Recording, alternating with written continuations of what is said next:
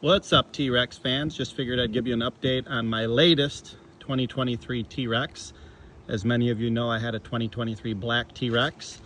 For the most part, pretty good. Had issues with the reverse from the beginning till the end when I sold it. I had it about a year. Put over 2,000 miles on it. And 3 reverses in. They kept sending them, just couldn't get the seal to stop leaking. But I'm very happy to report that this one at 750 miles has had no issues so far. And I kind of want to talk about why I think that is. So let me talk about this version of the T Rex first for a minute. So there's really no differences between this one and my last black one. They're the same year, other than the fact that this one is my favorite color, which is Mystic Chrome. And as some of you know, this color Mystic Chrome is from an 0304 Cobra. Mustang Cobra, which for those of us that are old enough remember that car very, very well. It was a very popular color in the 0304 Terminator Cobra, and I've always liked this color. It changes, especially when it's sunny out.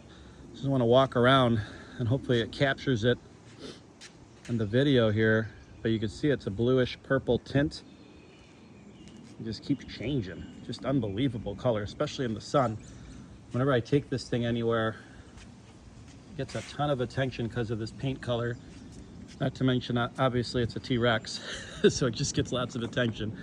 All right, as far as other things I've noticed about this particular version is when this first came into stock at D&M Motorsports, it came in about 2 months after my black one.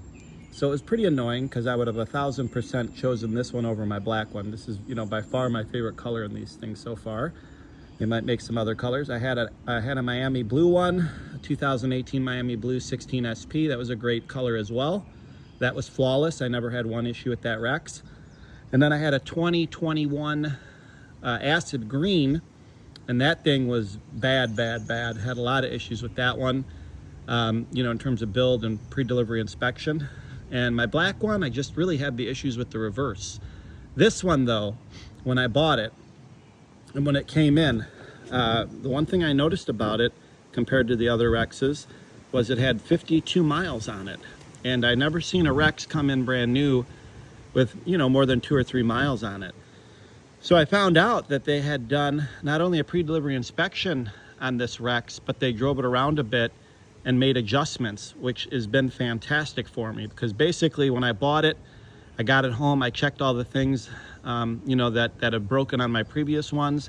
I checked the reverse gear fluid bolt, all that stuff. And this one had not only been gone through, but adjusted. So the chain had already been adjusted. So the chain I haven't even adjusted yet. It's 750 miles. Normally there's a good amount of stretch, but they adjusted it probably right before they sent it to D&M. So I'm assuming they drove it. The chain had stretched, it's going to stretch to most of those first few miles because it's brand new. And they made the adjustments, and it's just been fantastic to have them do that. So I'm hoping they do it on all of them. And from what I know, they are. So my black one was one of the last ones they probably weren't doing it on because this was built a few months after my black one in 2023.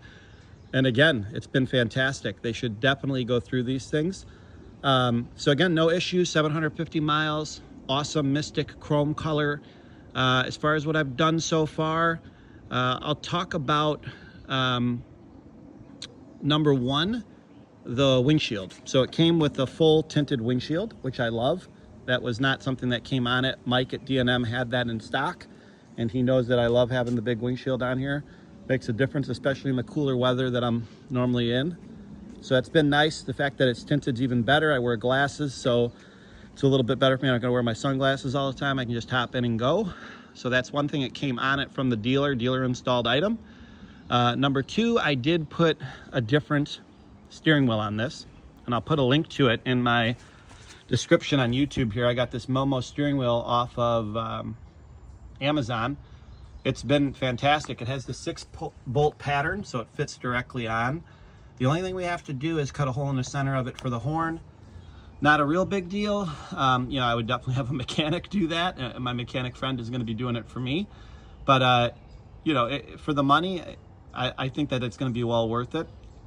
The reason that I like these types of steering wheels is you could actually see the cluster when you're driving with this steering wheel. The stock steering wheel covers the top part of the cluster and makes it hard to see if your turn signals are on or off.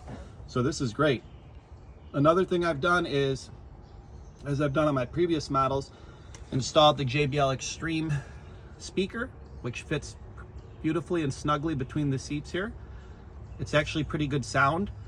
You know, and it doesn't require a big effort on the audio system. I know people like to put a big effort into the audio systems on this thing.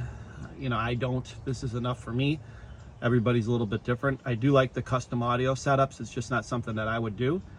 And then the other thing I've done is I've tuned it. Now, as far as tuning goes, let you guys see this color a little bit. Ooh, man, what a color. So as far as tuning goes, there's lots of tuning companies on these now because it's basically a ZX14 tune. So I chose this time to go with Woolek, which is through Midwest Performance, which is near me. I was able to bring the ECU up there, and they just tuned it in about 8 minutes because they had my previous tune file from my black one, and I like that.